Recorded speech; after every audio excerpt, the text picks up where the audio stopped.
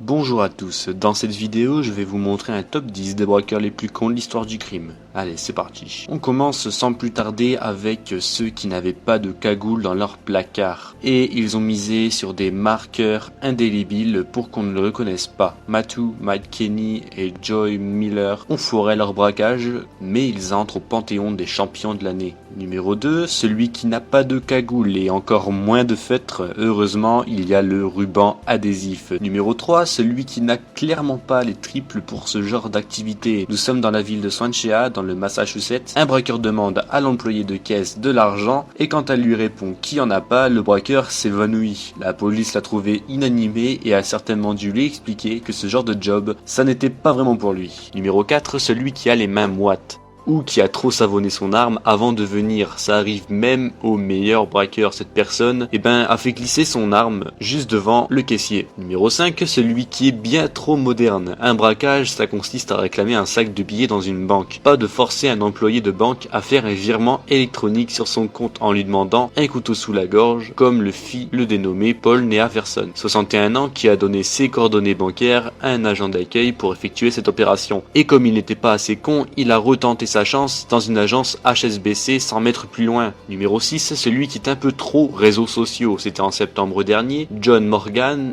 Dans un premier temps, il faisait tout bien. La petite note pour informer l'employé de banque que c'était un casse, le fric dans le sac et ciao. Sauf que l'ami John n'a pas résisté à l'envie de poster des selfies mettant en scène avec le magot. Bravo champion. Numéro 7, celui qui a un vrai problème avec l'anonymat. Certes, John David Martinez, 68 ans, ne serait sans doute pas bien allé loin avec les 20 000 $ piqués dans une banque du Colorado, puisqu'il a tenté de fuir avec sa bagnole personnelle. Dûment enregistré à son permis de conduire, mais puisque notre ami portait au moment des faits un t-shirt à son nom, on peut suspecter qu'il est plus con que malhonnête. Numéro 8, celui qui a choisi un froc un peu trop large. Un braquage en fuseau, ça a moins d'allure, mais on évite ce genre d'incident. Numéro 9, ceux qui ne connaissent pas bien le quartier. Ok, un braquage, c'est parfois la panique. On peut être déboussolé, mais de là à se tromper de route comme deux braqueurs en Floride, Vaillant et José Moreno, qui ont filé vers la base militaire proche et, pensant être arrivés à un péage, ont proposé du fric au type en uniforme de faction à l'entrée.